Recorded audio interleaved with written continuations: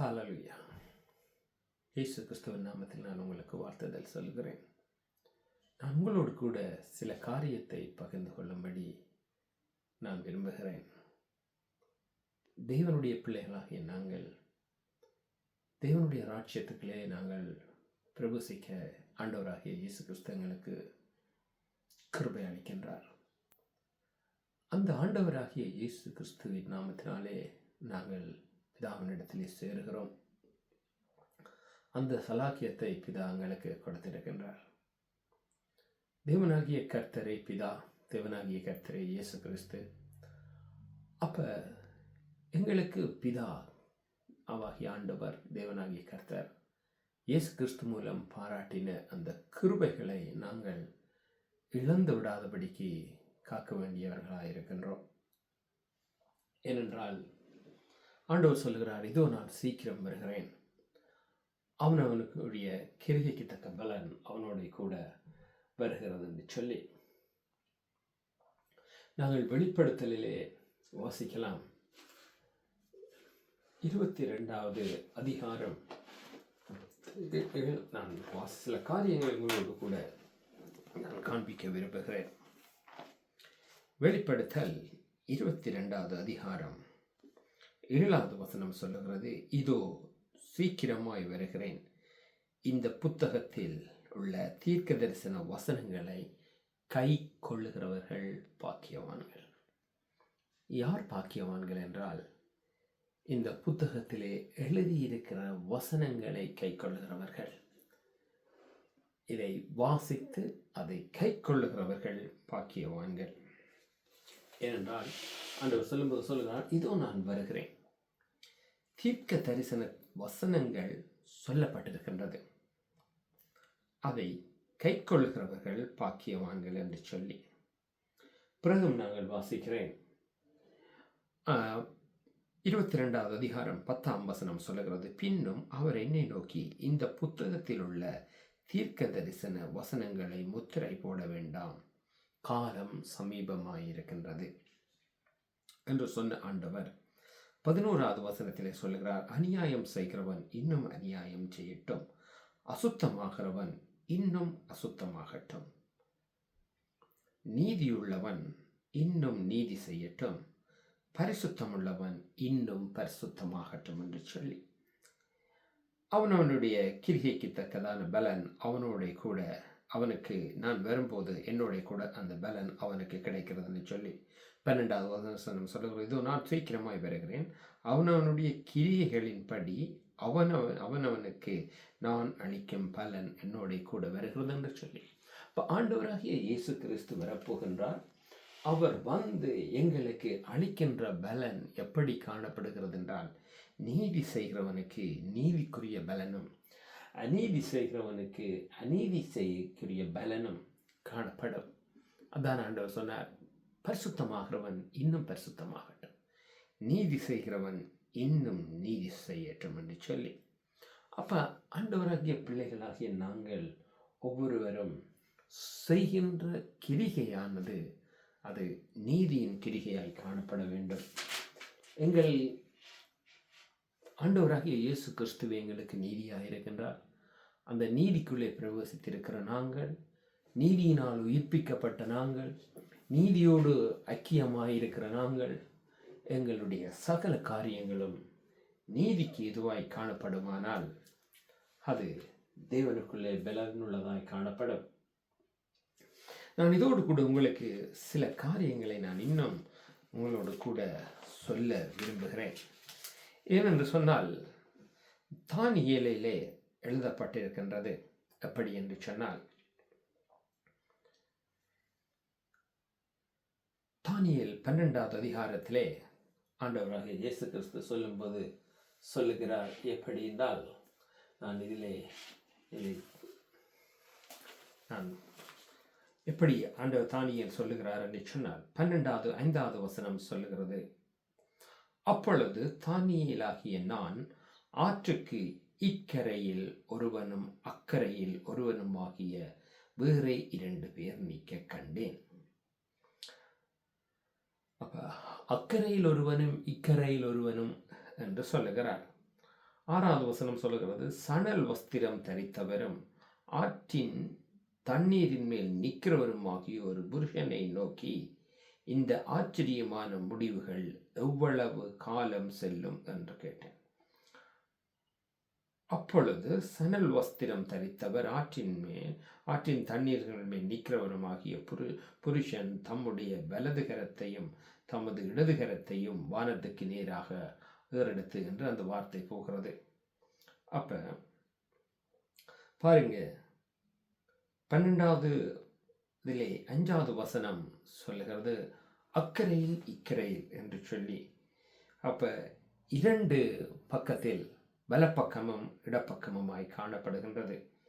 அதே போல் 9வது வசனம் சொல்லுகிறது, 12 தானியேல் 9வது வசனம் சொல்லுகிறது, அதற்கு அவர், தானியேலே போகலாம், இந்த தீர்க்க தரிசன வார்த்தைகள் முடிவு காலம் மட்டும் புதைபொருளாக வைக்கப்பட்டு இருக்கும், நீ முத்திரை போட்டும் இருக்கும் என்று சொல்லி. அப்ப அதாவது இதை முத்திரை போட்டு மூடி வை என்று முன்னுக்கு நாங்கள் வாசிக்கிறோம். அப்ப இது எங்களுக்கு முத்திரை போட்டு மூடி வைக்கப்பட்ட மறைபொருளாய் காணப்படுகின்றது தானியேலுக்கு ஆண்டவர் பேசும்போது. ஆனால் வெளிப்படுத்தலிய யோவானுக்கு பேசும்போது இதை முத்திரை போடாதே, காலம் சமீபமாய் இருக்கிறது என்று.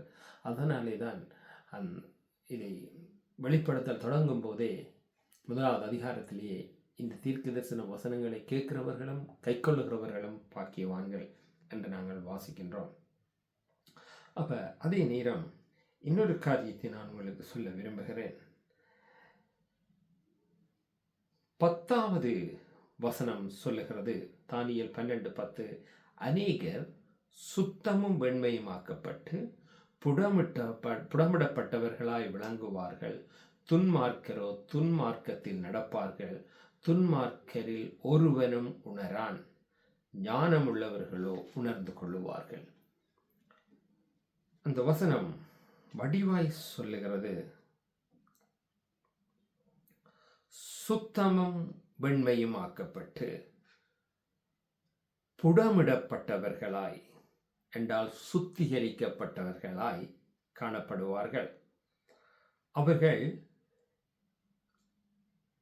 துன்மார்க்கத்திலே அவர்கள் நடக்க மாட்டார்கள். அநேகர் சுத்தமும் வெண்மையுமாக்கப்பட்டு புடமிடப்பட்டவர்களாய் விளங்குவார்கள், துன்மார்க்கரோ துன்மார்க்கமாய் நடந்து துன்மார்க்கரில் ஒருவனும் உணராதபடி அவனுக்கு ஞானம் கொடுக்கப்படாதாம், ஆனால் ஞானமுள்ளவர்களோ உணர்ந்து நடப்பார்கள். கடைசி நாட்களிலே, அந்த நாட்களிலே வருகையை குறித்ததான காரியங்களிலே ஆண்டவர் வெளிப்படுத்தும் போது அதை தானியேலோடு பேசுகிறார்.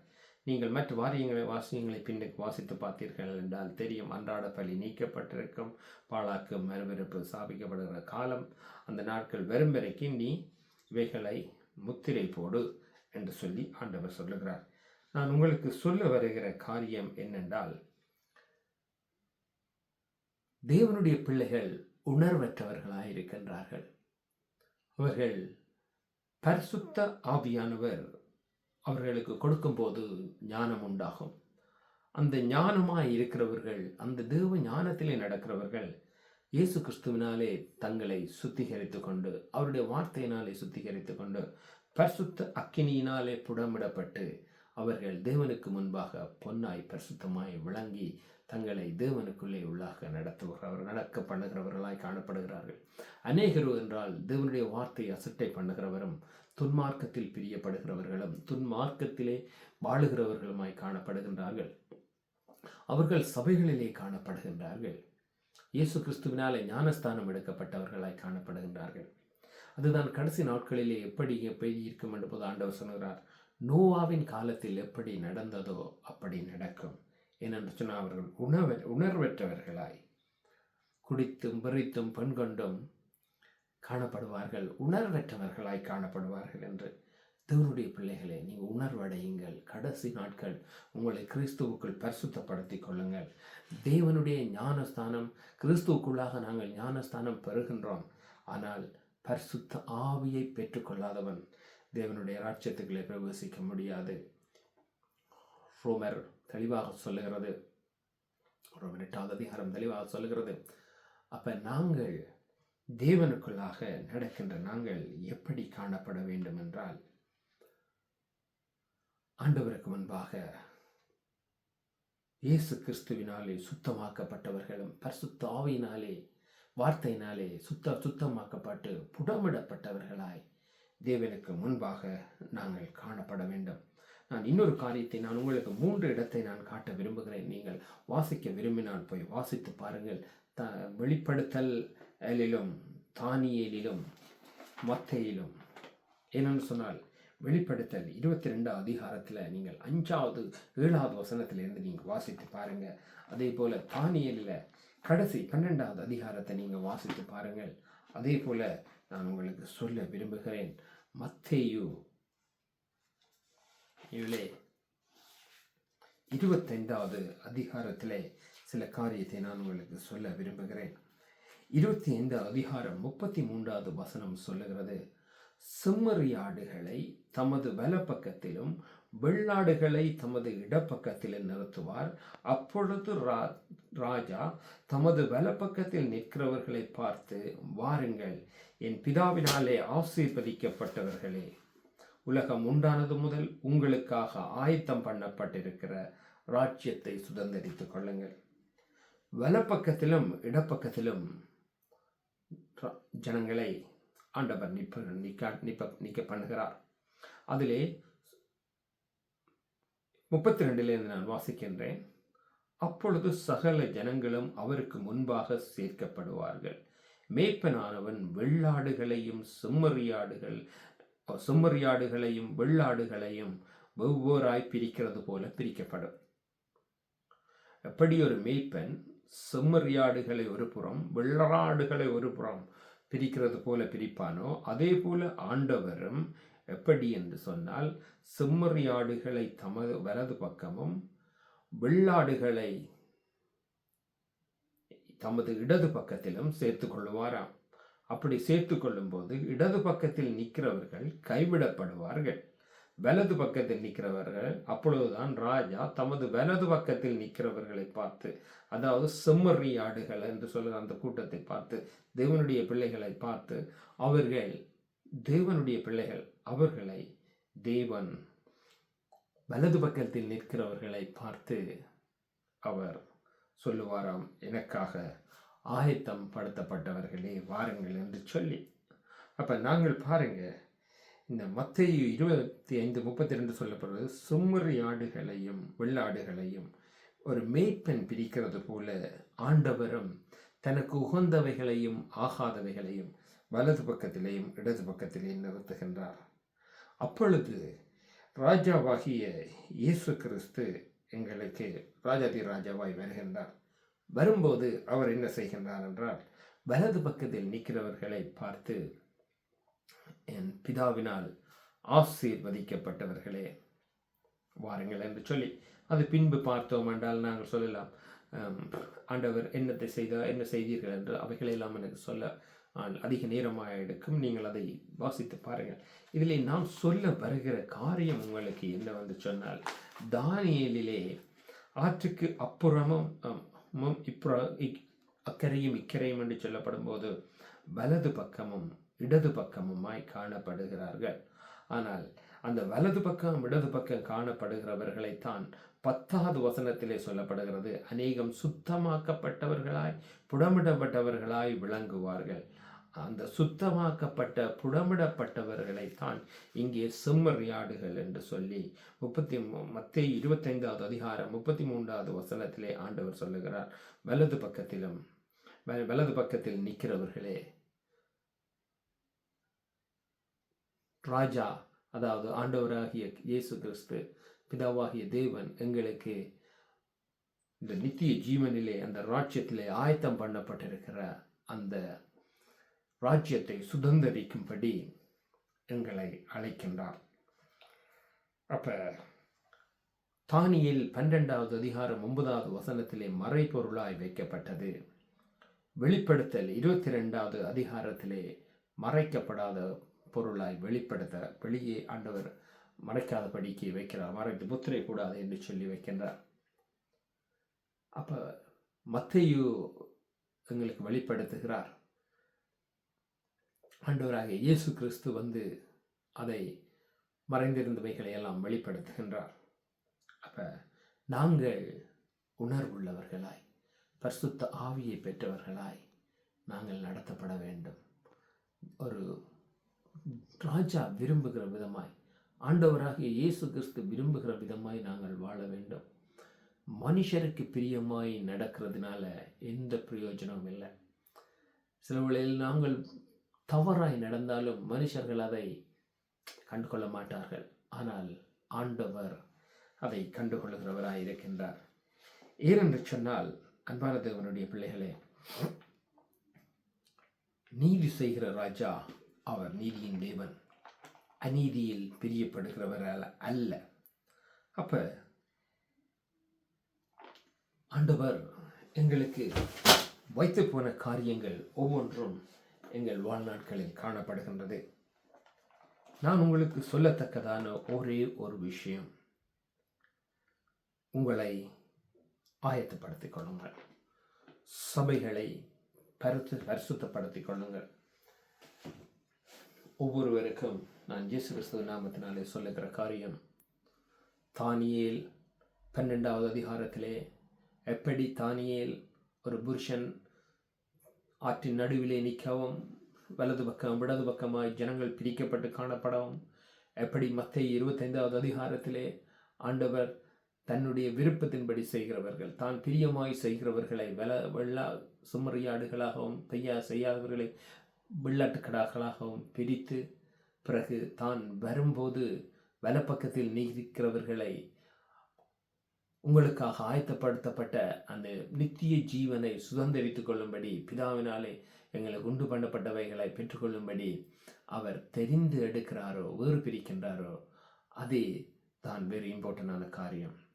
நான் ஞானஸ்தானம் எடுத்து விட்டேன், சபைக்கு போகிறேன், பாவம் மன்னிக்கப்பட்டு விட்டது, தசமபாகம் போடுகிறேன், காணிக்கை போடுகிறேன், உதவாதுங்க, உதவாது.